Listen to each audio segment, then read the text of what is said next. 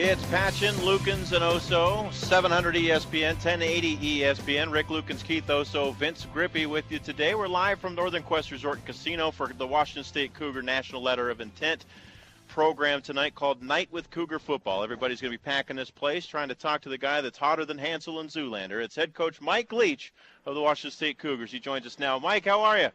We're doing good. Heading up there right now.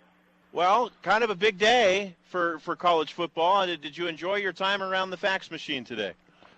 Yeah, did I enjoy my time? It's all part of it. But I'll tell you, the exciting part was being on the road and having the opportunity to, pick members of our team, to see their backgrounds, to, visit their folks, and, everything from different hobbies to different neighborhoods to different everything. And, but I thought really an impressive effort on the part of our staff. We had a month and a half to do what other people had 2 years to do, and I couldn't be happier with some of the guys we brought in. The one thing that I think that they have in common, they're all good football players, and, not just kind of a major-out guy, but have the ability to make plays. We needed offensive linemen and defensive linemen. Got a pretty good share of both. And anyway, I'm looking forward to having the opportunity to coach them. Do you feel like you came out of this shortened process, as you said, described you were at a disadvantage? Did you come out with more satisfactions than I would say victories than frustrations? Oh, definitely more victories and frustrations. I expected the reception to be good. It was better than I expected. All of them are quality guys, and there's a lot of highlights on the thing. One fella's a real quick linebacker that led Los Angeles in tackles, and he made me valedictorian at Dorsey High School, Jeremiah Allison. He valedictorian out of like 3,500 students or something. I mean, that's impressive, and plus runs and hits. Yeah, we're just talking about. Like I said, we got some big people. We got some receivers that can make plays. We wanted to make an impact down there in Southern California. We did, probably a bigger one even than expected. Got a couple guys from the islands, and but I'll tell you, just rallying on the fly. Just a great. I mean, there's by any standards, this is a heck of a recruiting class, but to have pulled it together in a month and a half, all the more rewarding, and all the more impressed I am with some of the coaches I have the opportunity to work with. You mentioned the receivers that you got, and you landed four receivers who all look like they've got great skills. And I asked this question out of ignorance because I've watched your teams play, but only on television, so I don't get an idea for the size of the receivers. You've got four receivers who are more slightly built, all at right just under 6 feet, or maybe even a little more under 6 feet. Is that a good size that you like to recruit? Well, you get the best ones you can. I mean, I had a tight end one time who was 6'9", and then, of course, Eric Morris, who's on my staff. I don't know how tall he is, 5'7" maybe. And, and I've had all different stops in between. I mean, you got, they're in the NFL. Wes Welker's 5'8" or 5'9", and then Michael Crabtree's 6'2", but a thick, solid guy. And that's the thing about that position. They come in all different shapes and sizes, but the one thing that they have in common, if they're any good, is they've got the ability to get open and catch the ball and make people miss. And these guys can all do that. Alex Jackson's a real fast player. And then Gabe Marks. Gabe Marks is one of those guys that has the ability to surprise you, 6 times in the same game. How did he do this? And how did it come together? Really good players. And then, of course, a couple other receivers. We got Theron West, who's really fast. We got Robert Lewis, who's real fast and that played nearly every skilled position on his team. Brett Bartolone, more the same there. Dockery, who's on campus, who's done some good things. Looks like a real quick pass guy. I haven't seen him do much anything football-wise, but other than film.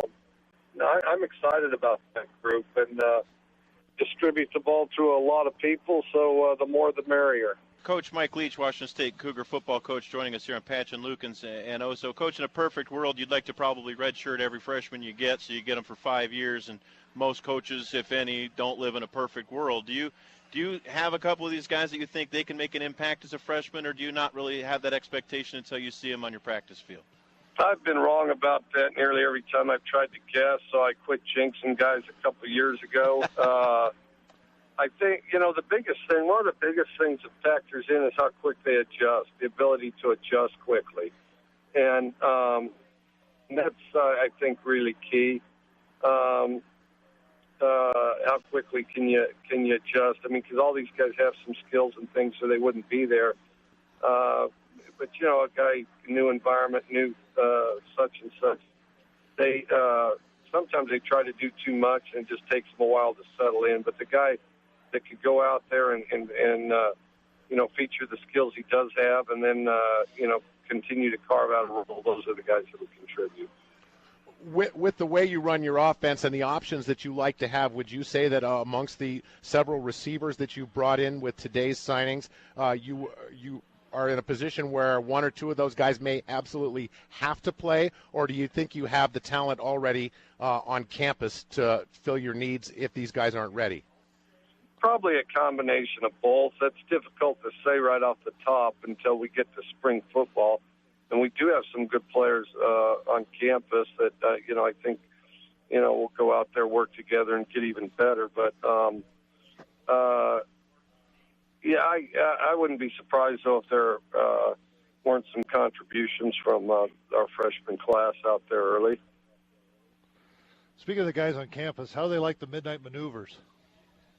It's been good. It's been real positively received. They've gotten out there and they've competed. We're a team that really hasn't done a great deal since the end of November, and so we're not in as good a shape as we'd like to be, but we're working that direction. Everybody's working hard.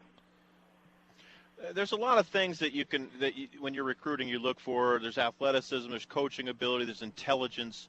What's the number one thing you look for in a recruit? I want a guy that can make plays. Everybody goes through all these measurable things, and those are all factors, considerations, and stuff you look at. But, the starting point is, are they good at playing football? Because there's some that aren't shaped right that are great at it, and there's some that are shaped really well that aren't very good at it. At some point in time, you've got to be a football player, so that was really key for us.